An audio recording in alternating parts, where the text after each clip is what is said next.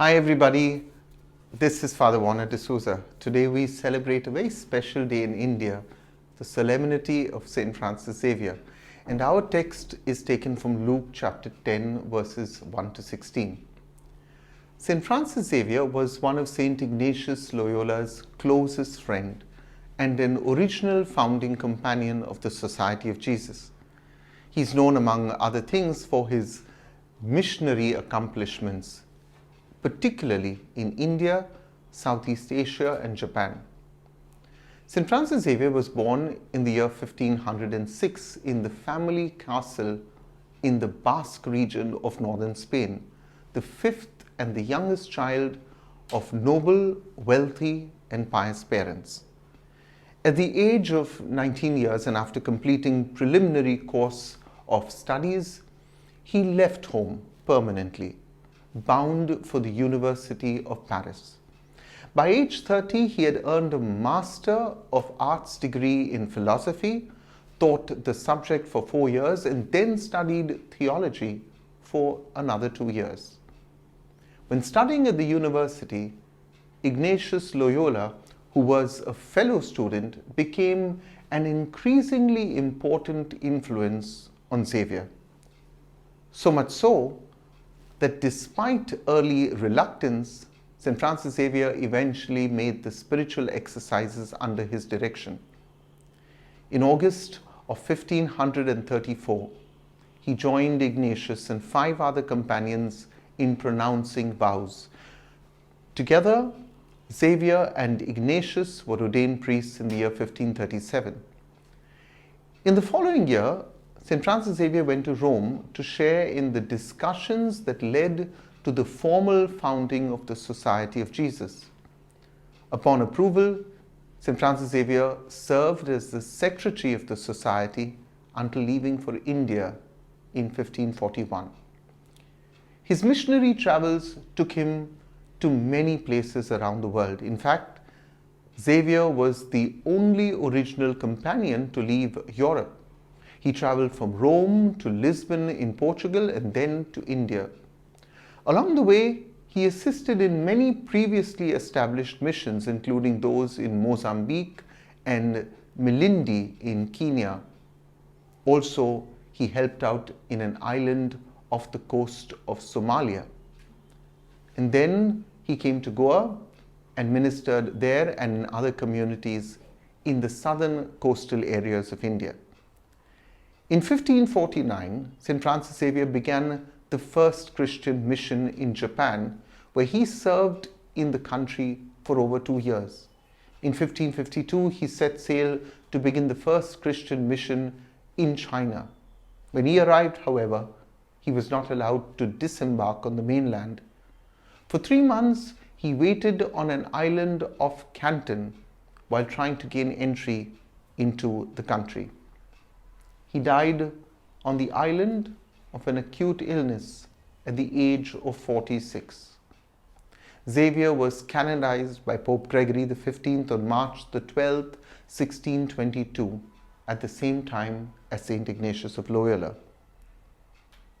St. Francis Xavier's mission was also not just bonded inside the church, but he was a compassionate shepherd who helped Christians who suffered the ill treatment under the Portuguese and were often raided by the neighboring Raja's troops. He organized relief expeditions to take food materials by boat to Christians who had fled for their lives. To provide basic Christian faith and its teaching, St. Francis Xavier also started a few schools to give education for the converts and their children. St. Francis Xavier ranks among the greatest missionaries in Christian history. Historians place the number of baptisms at roughly about 30,000 people. 3 qualities of St. Francis Xavier are highlighted which are noteworthy in today's modern world. First, he was a man of prayer. The authors who wrote about his life have defined him as a man of intense prayer. He used to spend long time in prayer and often even night time after a very busy day of apostolate. A witness wrote about him, "During the day he entirely belonged to God. During the night he entirely belonged to God." A man of enthusiasm, Xavier set high standards for himself and had ambitious plans for the future. He was a man of quick perception and sound judgment. And while he was fervent, he was known to be so without losing a realistic grasp of the facts. Yet, his goals were not to be the best or to be the first, but rather to make an impact. Xavier was known to have conducted his life's work with great vitality and zeal. For instance, when Loyola asked Xavier to join an expedition to the Far East, he was overjoyed. Even descriptions of how he moved capture his gusto. He walked with a joyful, calm face, and everywhere he went with laughter in his mouth. Xavier's enthusiasm is underscored when recognizing that his work and life were not easy. 17th century sea voyages were filled with life-threatening dangers. Moreover, by the time St. Francis Xavier finished university studies, his father, mother, and sister had died. His father had passed away when St. Francis Xavier was just 6 years old, and his other sister and brothers had married. He felt as lonely as an orphan. However, it was not only during this time that he felt this way. For much of his life, he struggled with feelings of loneliness, depression, and chronic feelings of inferiority. Finally, St. Francis Xavier's openness to the influence of others. And this is the third quality associated with Xavier's personality, including how he related to others as well as himself. It goes beyond enthusiasm, beyond passion. St. Francis Xavier was known to be a charismatic man. He had a dashing and robust personality and had been described as outstanding, decisive, cheerful, vivacious, practical, prudent, and a keen and an ambitious boy in school. Today, he would be described as a people person. He was successful because of his ability to mix easily with persons of various social classes, races, and beliefs. St. Francis Xavier understood people. He learned the languages and adopted the indigenous dress of the peoples he served. Xavier lived the beginnings of inculturation. He had a deep sense of cross-cultural understanding and appreciated that God's presence was already present in all cultures, in all peoples, in all places, and in all things. His appreciation is noteworthy because it was not always true of his beliefs. It grew out of his experiences. These three qualities of St. Francis Xavier are reflected in a description of him written by a companion.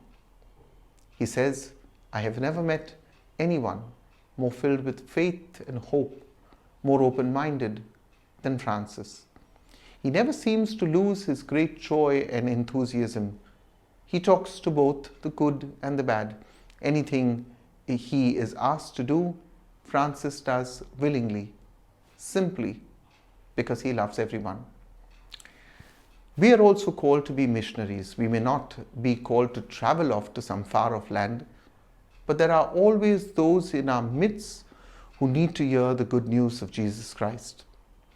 Remember, sometimes it is how we act and what we do that speaks more profoundly than what we say. Today is a special day for all of us in India, as I said at the start of this sharing. It's our feast day, especially for those of us who come from Goa. We hold St. Francis Xavier close to our heart. I want to wish you all a very happy feast. And since we are broadcasting from St. Jude Church, I want to say to the community of St. Francis Xavier, also one of the 14 communities that we have, I want to wish you a very happy feast and may God bless you.